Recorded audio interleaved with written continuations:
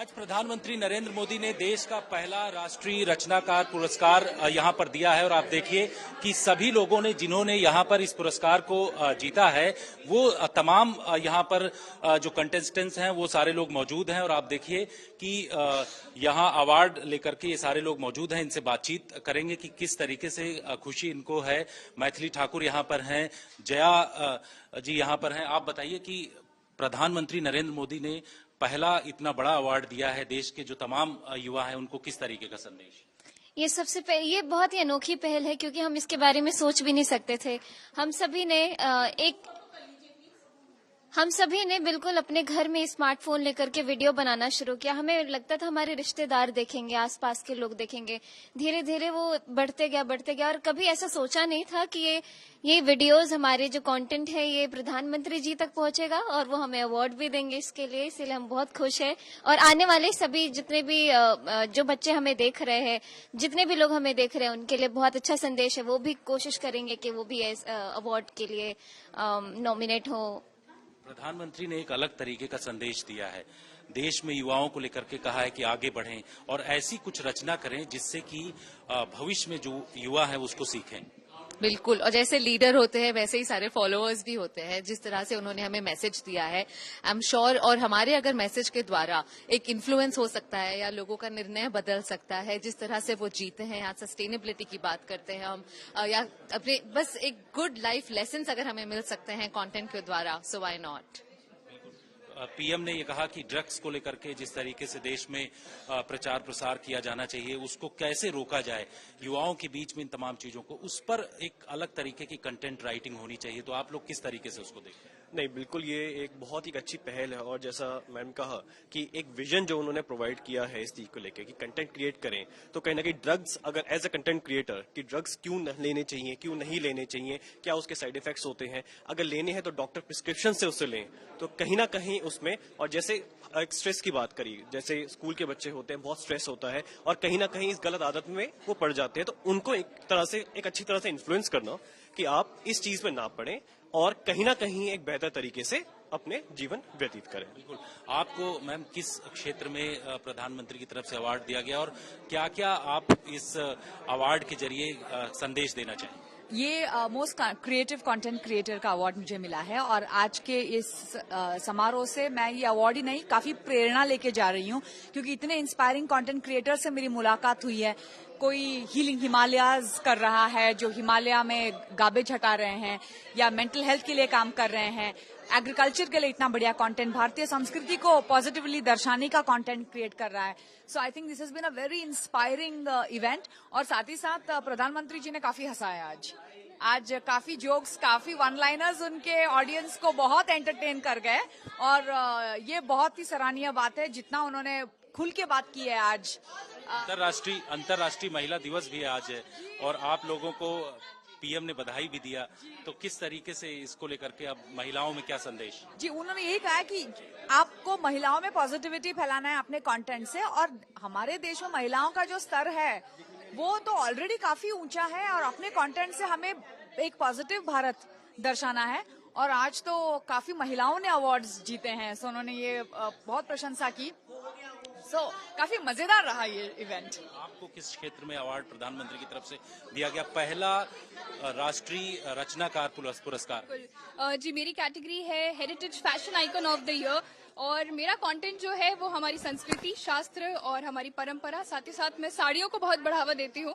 तो मेरा कंटेंट में मैं श्रीमद् भगवद गीता के श्लोक समझाती हूँ, अपनी वेद संस्कृति को आगे ले जा रही हूँ। साथ ही साथ साड़ियों का जो हमारी परंपरा रही है या जो हमारी भारतीय परंपरा है, पहनावा है, उसे आगे ले जाने का काम कर रही हूँ। और आज इस तरह पीएम से सम्मानित होकर बहुत अच्छा लग रहा है। और भी लोग हैं, उनसे बात करते हैं। यहाँ पर आप देखिए कि ड्रू हिक्स हैं, उनको भी अवार्ड प्रधानमंत्री की तरफ से दिया गया है। आप तो अच्छी हिंदी बोलते हैं, प्रधानमंत्री के सामने भी अच्छी हिंदी बोल रहे थे, क्या कहेंगे? धन्यवाद। ऑनेस्टली मैं बहुत नर्वस थे जब मैं स्टेज पे गया, तो मेरे को लगा कि मैं पूरा हिंदी बोल चुका हूँ, इतना नर्वस फील हो रहे थे, बट बहुत अच्छा लगा। मोदी जी को बहुत बहुत धन्यवाद कि मेरे को ये अपॉर्चुनिटी दिया और मौका दिया ये अवार्ड के लिए, मैं और बहुत शुक्रिया। ये जो पुरस्कार आपको मिला है वो भारत अंतर्राष्ट्रीय रचनाकार पुरस्कार के तौर पर इसको प्रदान किया गया है। इसको लेकर के आप भारत के जो युवा हैं उनको किस तरीके से संदेश देना चाहते हैं? मेरा कंटेंट में मैं बस इतना करना चाहता हूं कि मैं भारत का नाम को हमेशा रोशन करना चाहता हूं और मैं दिखाना चाहता हूं कि कोई भी लोग कहीं से भी हो भारत आके भारत को अपना घर भी बना सकता है मेरे तरह। मैं तो यूएस से आया हूं बट मैंने भारत को अपना घर अब मान लिया हूं। तो मेरा बस वही पॉइंट है कि सब कोई भी आ सकता है, यहाँ पे सब लोग इंडियन लोग इनको हमेशा स्वागत करेंगे। ड्रू हिक्स अब इतनी टॉप क्लास की हिंदी बोलते हैं, हिंदी के जो कंटेंट राइटर हैं उनको किस तरीके का आप संदेश देंगे? हिंदी का सॉरी एक बार बोलिए। हिंदी के जो राइटर हैं हाँ। उनको किस तरीके का संदेश? अच्छा, कोई एडवाइस?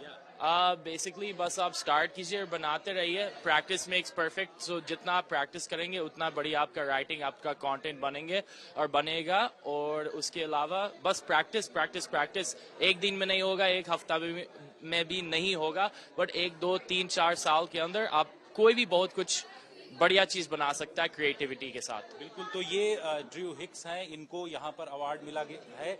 आप देखिए और भी बहुत सारे लोग हैं जिनको अवार्ड दिया गया है। आपको किस क्षेत्र में अवार्ड दिया गया है और किस तरीके से अब आप राष्ट्रीय रचनाकार पुरस्कार जो दिया गया पहला अवार्ड है उसको लेकर के क्या संदेश देना चाहिए? मुझे लगता है बहुत अच्छी बात है। काफी एक अच्छी नई पहल है सरकार की तरफ से।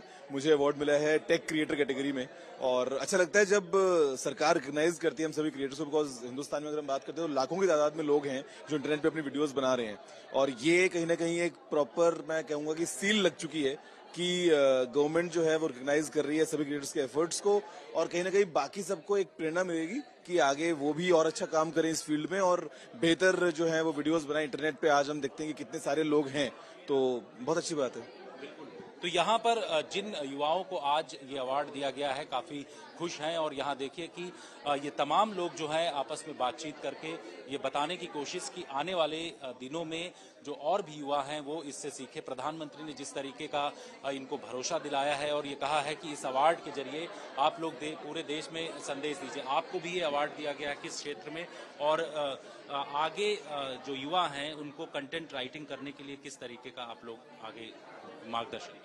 जी नमस्ते, मेरा नाम कविता है। मैं एक YouTube चैनल रन करती हूँ जिसका नाम है कविता's किचन और मैं खाना बनाना सिखाती हूँ। तो मैं 10 साल से YouTube पे खाना बनाने का वीडियो बना रही हूँ और आज पहली बार सरकार ने हमें हमारे काम के लिए अप्रिशिएट किया है, तो ये हमारे लिए बहुत बड़ी बात है।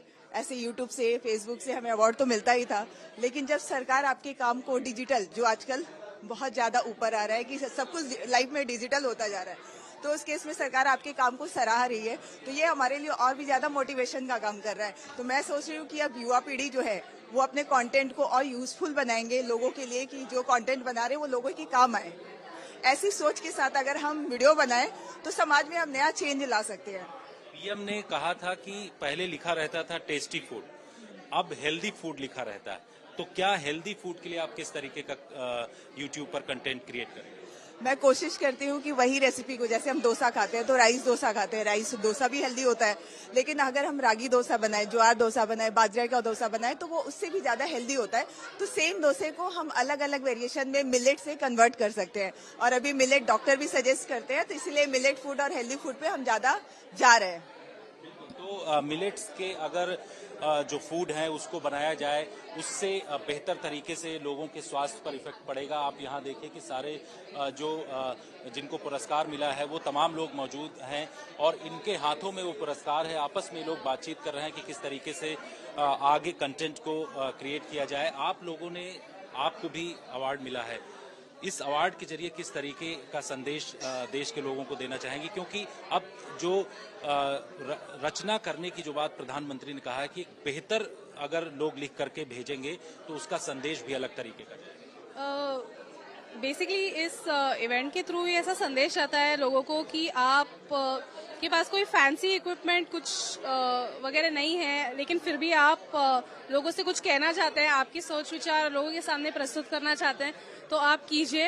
एंड प्रधानमंत्री ने हमें कहा था कि क्रिएट ऑन इंडिया, जो काफी एक इम्पोर्टेंट संदेश है कि हम भारत के बारे में दुनिया को बताएं, भारत की कहानियां लोगों तक पहुंचाए, दुनिया भर के लोगों तक पहुंचाए। तो आई थिंक वो एक काफी इम्पोर्टेंट टेकअवे है। अभिराज, आपने भी आपको भी अवार्ड मिला है, क्या संदेश देना चाहेंगे? क्योंकि प्रधानमंत्री ने कहा है कि देश में युवा शक्ति और युवाओं को, आप लोगों को जो अवार्ड दिया है उसके आधार पर एक अलग तरीके का रास्ता दिखाया जा सकता है। क्या? मुझे आपका सवाल नहीं समझा। प्रधानमंत्री ने कहा कि युवाओं को एक अलग तरीके का रास्ता दिखाया जा सकता है कंटेंट राइटिंग के जरिए, कंटेंट क्रिएटर्स के जरिए, जो आप लोग आगे के लिए कर रहे हैं। हम सबको हमारा जो आवाज है उस आवाज को बुलंद करनी है, हमारा जो भी सोच विचार है वो दुनिया के सामने रखना है और हमें ऑडियंस जैसे तैसे मिलता जाएगा, यही मैंने समझा।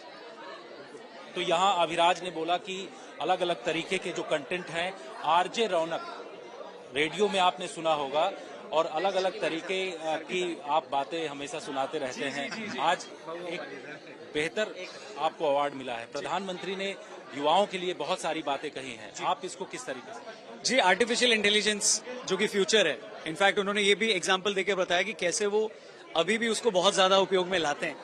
वो एक बहुत इंपॉर्टेंट बात बोली। मेंटल हेल्थ के बारे में उन्होंने बहुत इंपॉर्टेंट बात बोली कि आप जैसे कंटेंट क्रिएटर्स हैं, वो अगर मेंटल हेल्थ को जोड़कर उससे जुड़ी अगर कंटेंट करते हैं तो वो लोगों को बहुत ज्यादा हेल्प करती है। और इसके अलावा उन्होंने टेक्नोलॉजी की भी बात करी और भी बहुत सारी बातें करी। और पूरा एक जो सबसे अच्छा जो चीज सारे लोगों को लगी वो थी, वो हर किसी क्रिएटर से जब बात कर रहे थे तो वो इतने ज्यादा एक्सटेम्पोर थे, जितना ज्यादा जो प्रेजेंस ऑफ माइंड था, जो ह्यूमर था, वो हम देख सकते थे, एकदम क्लियर था और एट ईज। तो मुझे लगा कि एक व्यक्ति को इतनी जिम्मेदारी के बाद भी कैसे होना है, वो एक अच्छा एग्जाम्पल उन्होंने दिया। और साथ ही साथ कई रेलेवेंट मुद्दों को उन्होंने यूथ के साथ साझा किया, जो आगे आने वाले सालों में जिससे जुड़े कंटेंट देखने को हमको आगे भी मिलेंगे। सो ये बहुत अच्छा था। आरजे रौनक की स्टाइल एक अलग तरीके की होती है। प्रधानमंत्री ने ये कहा कि अपनी बातें किस तरीके से पब्लिक के बीच में पहुंचाया जाए, उसका एक तरीका और माध्यम होना चाहिए। आपका जो तरीका और माध्यम है वो आज तक के दर्शकों को जी, तो मैं हर कंटेंट में ह्यूमर से उसको क्रिएट करने की कोशिश करता हूँ, चाहे वो सोशो हो, पॉलिटिकल हो, क्रिकेट हो या बॉलीवुड हो। और हर चीज में मैं मस्ती डालने की कोशिश करता हूँ और उसको एक तरीके से पेश करने की कोशिश करता हूँ। और एक जो कल्ट स्टाइल है जो बउआ के नाम से फेमस है, नमस्ते जी मैं बउआ बोल रहा हूँ, रेडियो पे बहुत सारे लोगों ने सुना भी होगा। एक बार उसको बेहतर तरीके से बोल दिया जाए तो। नमस्कार दोस्तों, मैं बउआ बोल रहा हूँ। और प्रधानमंत्री जी जब यहाँ पर आए और उन्होंने भी यही बताया, उनके पूरे वक्तव्य से यही साबित हुआ कि जिसमें मस्ती है उसी की हस्ती है, वरना जीना जबरदस्ती है। So all the best. I think वो एक मैसेज था जो उन्होंने क्लियरली नहीं दिया, लेकिन कई सारे पॉइंट्स को छूते हुए उन्होंने वो सारी बात बड़े सरलता से रखी। सो वो देखना बड़ा अच्छा था, रोचक था और वी वर ऑनर्ड। क्या थैंक यू। तो जिस तरीके से यहाँ पर सभी जो राष्ट्रीय रचनाकार पुरस्कार को लेकर के धन्यवाद यहाँ पर दे रहे हैं, और उनकी तरफ से कहा जा रहा है कि प्रधानमंत्री ने जो है इन तमाम विषयों पर उन्होंने बोला है और आगे नए नए तरीके का कंटेंट इनकी तरफ से क्रिएट किया जाएगा। बहुत खुशी है क्योंकि युवा ही आगे का भविष्य है। तो जब युवाओं को प्रोत्साहित किया जाता है और खास करके हर क्षेत्र से, क्योंकि मैं कथाकार हूँ, यहाँ पर और भी कई लोग आए जो अलग अलग क्षेत्रों में अपना काम करते हैं, तो सभी को यहाँ प्रोत्साहित किया गया है अवार्ड के माध्यम से। और मुझे लगता है इस कार्य के बाद अब हर युवा चाहेगा कि वो कुछ बदलाव लाए, ताकि एक कि बदलाव आए, दूसरा उसको ऐसा प्रोत्साहन मिले, उसको दुनिया के सामने बताया जाए कि वो अच्छा काम कर रहा है। सो आई एम हैप्पी कि हमारे जो प्राइम मिनिस्टर है उन्होंने ये काम किया, युवाओं का साथ दिया और वो युवाओं को समझ पा रहे हैं, क्योंकि कंटेंट क्रिएशन में जितने बच्चे हैं हर कोई नहीं समझ पाता कि ये फील्ड अच्छा है कि नहीं, पर शायद अब उनके कारण सब पेरेंट्स खुश हैं कि उनके बच्चे इस क्षेत्र में भी एक अच्छा बदलाव ला सकते हैं। चुनाव को लेकर के भी उन्होंने बातचीत किया, लेकिन उन्होंने कहा कि इसको जो हमारी स्पीच है उसको चुनाव के लिहाज से नहीं देखा जाना चाहिए, लेकिन जो युवा हैं जो 18 से 20 साल के बीच में हैं, उन लोगों को देश के भविष्य के लिए इन तमाम चीजों पर सोचना पड़ेगा। हाँ जी, मुझे बहुत खुशी है और उन्होंने साफ साफ कहा कि वो किसी चुनाव की बात नहीं कर रहे हैं। वो एक्चुअली सबसे पहली बात ये कर रहे हैं कि आपको जिनको वोट देना आप दीजिए, पर आप वोट दीजिए। आपका एक एक जन का वोट बहुत महत्व रखता है, क्योंकि आप हिस्सेदारी ले रहे हैं कि आगे भविष्य कैसा होगा देश का, देश कैसे चलेगा, ये आपके कंधों पर है। तो सभी को वोट जरूर देना चाहिए और मैं भी इस चीज के लिए सभी से कहूंगी जाइए और वोट दीजिए। और दूसरा उन्होंने यही कहा कि आज हम सबका कार्य है इस देश को आगे लेकर जाना, कोई पर्टिकुलर लोग नहीं है कि सिर्फ यही काम करेंगे या वही काम करेंगे, सबको काम करना पड़ेगा, चाहे सरकार है, चाहे जितने हम देश के वासी है, तब सब काम करेंगे तभी देश आगे बढ़ेगा। पहला देश का राष्ट्रीय रचनाकार पुरस्कार है। देश के युवाओं को आप किस तरीके से कहना चाहेंगी कि किन किन क्षेत्रों में जाकर के वो लोग आगे बढ़े? आपको तो हालांकि दूसरे क्षेत्र में अवार्ड मिला, लेकिन सभी क्षेत्र में आप माहिर हैं। जी, मैं कहूंगी आपको जो क्षेत्र पसंद आए, जिस क्षेत्र में आप मेहनत कर सके, एक बस थॉट रखिए कि मेरे साथ साथ सबका भला हो। ये एक थॉट एक बहुत बड़ा बदलाव ला सकता है। क्षेत्र आप चुनिए, क्योंकि जो अपना मनपसंदीदा क्षेत्र आप चुनते हैं उसमें मेहनत आप डबल करते हैं, ना कि अगर कोई बताया जाए क्षेत्र उसके बजाय। तो क्षेत्र आप चुनिए, लेकिन उसमें बहुत मेहनत करिए, बहुत आगे बढ़िए और एक सोच लाइए कि मुझे मेरे देश को आगे लेकर जाना है, क्योंकि कहीं भी जाइए कहलाएंगे आप भारतीय ही। एक अंतिम सवाल, अंतर्राष्ट्रीय महिला दिवस है आज। देश की महिलाओं को, देश की जो इसमें कामकाजी महिलाएं हैं, उनको किस तरीके से आप मोटिवेशनल स्पीच के तौर पर क्या बोलेंगे? मैं कहूंगी मुझे नहीं लगता महिलाओं को कोई स्पीच देने की जरूरत है, और सिर्फ कामकाजी हर क्षेत्र में महिलाएं काम कर रही है। अब चाहे वो कॉर्पोरेट फील्ड है, आर्टिस्ट फील्ड है, हाउसवाइफ्स है जो घर बना रही है, सभी अपना अपना हिस्सा वो दे रही है देश को आगे बढ़ाने में। तो मुझे बड़ी खुशी है, और आज के दिन मैं यही कहूंगी बस कि महिलाएं याद रखें, उनमें एक ऐसी शक्ति है कि जब वो खुद जानती है कब उन्हें माँ सरस्वती का रूप लेना है, कब लक्ष्मी का, कब दुर्गा का, कब काली का। बस हम कई बार अपनी शक्ति भूल जाते हैं, तो शक्ति को याद रखिए, क्योंकि उसके बिना सब कुछ अधूरा है।